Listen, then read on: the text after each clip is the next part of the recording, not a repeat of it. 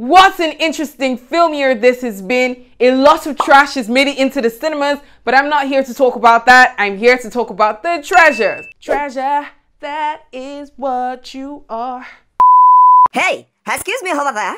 I don't need a disclaimer. This is my channel. Argue with your pet. If you don't have one, maybe argue with your best friend. If you don't have that either, I can't help you. All opinions are mine, and that's that.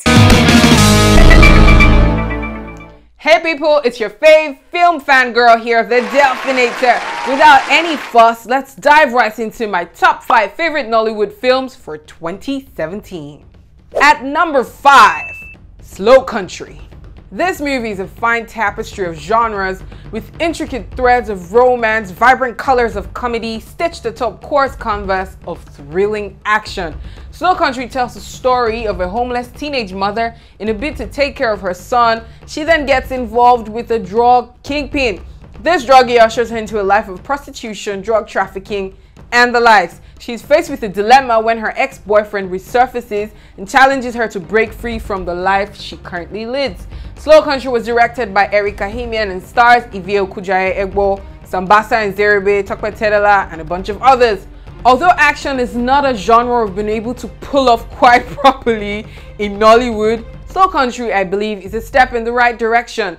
Don't get me wrong, it had its faults. There are a number of plot holes, some action sequences didn't make any sense, Foley editing could have been better, but when you think about the film in its entirety, it somehow worked. At number 4, Isoken.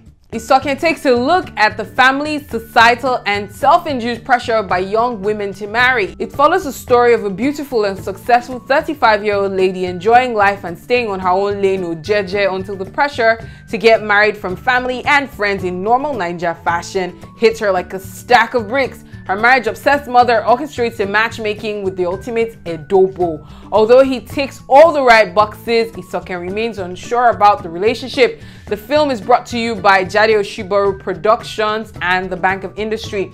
It was directed by Jade Oshibaru of Indani TV fame. It stars Dakuri Akonde, Joseph Benjamin, Mark Rees, Funke Akindele Bello, and a bunch of others. The number one thing I like about this movie is the picture. So many vibrant colors. It was so good to look at. Also, the mature pick in music. Femile, Falana Music, Lindsay, Bemule, a bunch of others. Really mature stuff. It was very appealing. I also remember that a lot of people were comparing this movie to The Wedding Party 1. Are people okay? You don't have respect or what? I mean, this movie actually had a sensible plot. Please stop it. If not, play. Stop it. At number 3, Catcher. Catcher is a Nolly Noir whodunit produced and directed by Walt Banger, same guy who gave us Gbomo Gbomo Express. In simple terms, Catcher tells the story of Mrs. Bello, her demise, and the bid to catch her killer. It stars Osi Ukeje, Alex Ekubo, Beverly Naya, Tokwe Tedela, Blossom Chukwujeku, Gbenro Ajibade, Kiki Omeli, Omomi Dada, Wofai Fada, and a bunch of others. Most of these actors actually delivered, especially the ones who even had tiny roles. Omomi Dada and Wofai Fada, really small screen time, but they delivered. Save for some of the acting and the incredibly uncomfortable tight shots that Mr. Walt Banger was force-feeding us, this movie was actually quite enjoyable. It's a great departure from what Nollywood has been trying to spoon-feed us for the past couple of years. Good stuff. Catcher has a really somber tone with very interesting transitions, timestamps, flashbacks. You know, you could tell that there was a lot of effort put into this. This movie was not half-assed. At number 2, Picture Perfect. This movie, in my opinion, is a typical TV movie, but I'm glad that it made it to the cinemas because I hardly watch TV. Picture Perfect follows the story of a fashion designer who meets a notorious area boy when her car breaks down in the middle of the night in a very questionable area. What seems to be a distressing situation turns out to be a blessing, only to then go completely sideways when he sets up shop right beside her shop.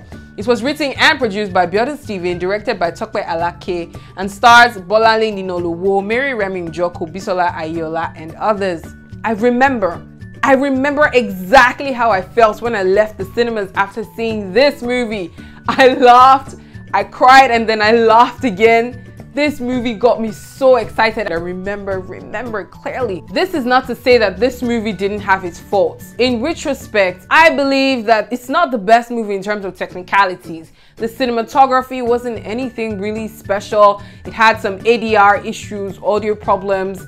There was some aspect ratio problems I think I noted back then, you know, but I don't care because of how the movie made me feel. It's such a feel-good movie. I totally enjoyed it. Also, Nino's interpretation of the character Jobe was so brilliant. Wow! I'm sure that is what Biodun Stephen had in mind when she develops that character. So well done to you.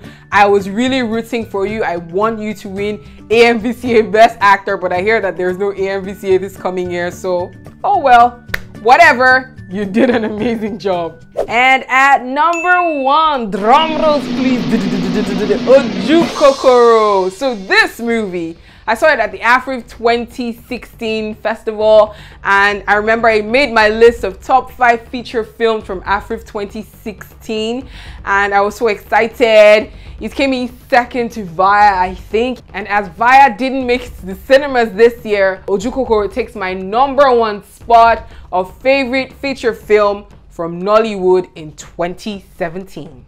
Ojukokoro is an action crime drama that tells the story of a cash-strapped petrol station manager who plans to rob his organization to take care of a life and death situation. Unknown to him, there are other individuals gunning for the same loot. It was directed by Dario Olaitun, produced by Femi Ogunsanwo, and stars some of our brightest young stars in Nollywood today: Charles Etubiebi, Tope Tedela, Seun Ajayi, Emmanuel Ekubese, Boli Lomo, Sean Fakwa, and others. Ojukokoro is quite the total package.